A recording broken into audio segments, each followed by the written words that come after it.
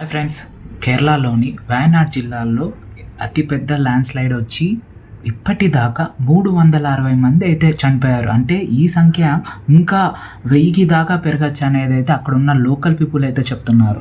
ఇంకా ఆశ్చర్యకరమైన విషయం అయితే అక్కడున్న రెవెన్యూ డిపార్ట్మెంట్ ఎక్కడైతే ఉంటుందో రెస్క్యూ టీమ్స్లో భాగంగా ఎవరైతే దొరికింటారో వాళ్ళ నుంచి ఇన్ఫర్మేషన్ తీసుకొని మ్యాపింగ్ చేసేసి ఇంకా దాదాపు 250 పైగా మిస్సింగ్ అయినారు. వాళ్ళు చనిపోయారా లేదా వేరే ఊర్లోకి షిఫ్ట్ అయిపోయారా లేకపోతే ఏ పునరావాస వ్యవస్థలో కూడా వాళ్ళు ఇప్పటిదాకా కనిపించలేదన్నమాట. అంటే ఇంకా అడవుల్లో ఇంకా చిక్కుకొని అక్కడే ఎవరైనా హెల్ప్ చేస్తారని బిక్కుమని ఉంటున్నారని అయితే ఆశ్చర్యపరమైన విషయం అయితే వాళ్ళైతే తెలియజేస్తున్నారు అనమాట. అండ్ ఈ విషయాన్ని పార్లమెంట్లో కేరళకి సంబంధించిన ఒక మినిస్టర్ చర్చిస్తే దానికి ఎవరు కూడా కొంచెం కూడా టైం ఇవ్వకోకుండా అక్కడైతే ఆ విషయాన్ని మనం గమనించాలి. ఇక దీనికి సంబంధించి అమిత్ షా రెస్పాండ్ అయ్యి అక్కడున్న గవర్నమెంట్కి మేము దాని ముందు రోజే మేమైతే ఇన్ఫర్మేషన్ ఇవ్వడం జరిగింది. రెడ్ అలర్ట్ కూడా డిక్లేర్ చేసాం. మళ్ళీ అక్కడ ఉన్న ప్రజల్ని ఎందుకు ముందుగానే సేఫ్ ఏరియాస్కి ట్రాన్స్మిట్ చేయకోకుండా ఎందుకు ఉన్నారు, దానికి జరిగిన సేఫ్టీ ప్రికాషన్స్ ఎందుకు తీసుకోలేదు కేరళ గవర్నమెంట్? ఇది కేవలం పొలిటికల్గా ఇది చాలా డిస్కషన్స్కి అయితే దారిస్తుంది. స్టేట్ గవర్నమెంట్ మీది తప్పంటే మీది, సెంట్రల్ గవర్నమెంట్ మీది తప్పంటే మీది, అలా స్టేట్ అండ్ సెంట్రల్ గవర్నమెంట్ ఈ విషయాల్లో అయితే ఒకరి మీద ఒకరైతే నిర్ణయించుకోరు. ఈ తరుణంలో ఆర్మీకి సంబంధించిన వాళ్ళు అయితే ఆ రెస్క్యూ ఆపరేషన్ స్టార్ట్ అయితే చేశారనమాట.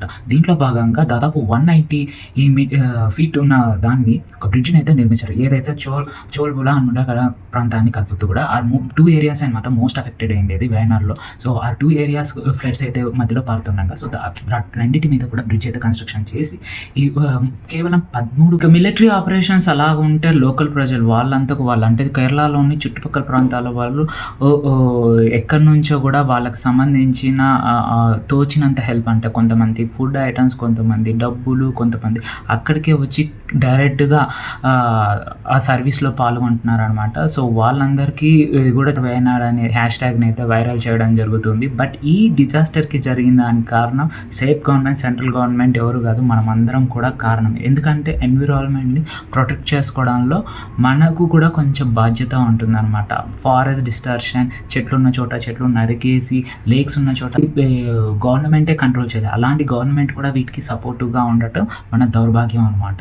ఇంకొక విషయానికి వస్తే అక్కడ చాలా డిఫరెంట్ స్టోరీస్లో ఒక గిరిజన ప్రాంతాలకు సంబంధించిన ఒక ఫ్యామిలీ అయితే స్టక్ అయింది.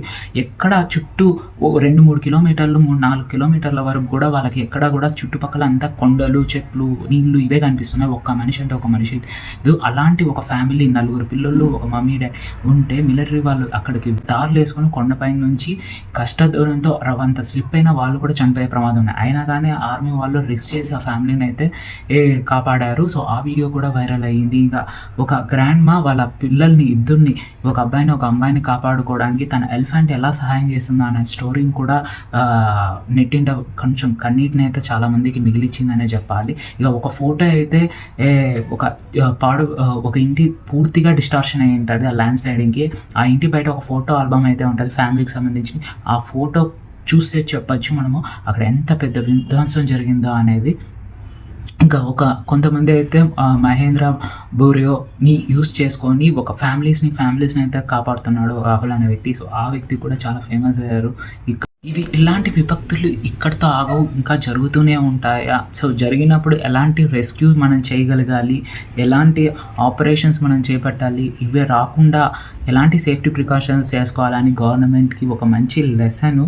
కానీ మన గవర్నమెంట్ నేర్చుకుంటుందా అంటే నేర్చుకోదా అనేది చెప్పాలన్నమాట. ఇదే కాదు, ఇంతకన్నా పెద్ద విపత్తు జరిగినా మన గవర్నమెంట్ ఏమీ పట్టించుకోదు, దానికి సంబంధించిన ఏ సేఫ్టీ ప్రికాషన్స్ కూడా చేసుకోదన్నమాట. ఇదే వేరే దేశంలో జరిగితే అక్కడ ఎంత మంచి ముందు ప్రికాషన్స్ తీసుకుంటారో మనకు తెలియని విషయం కాదు.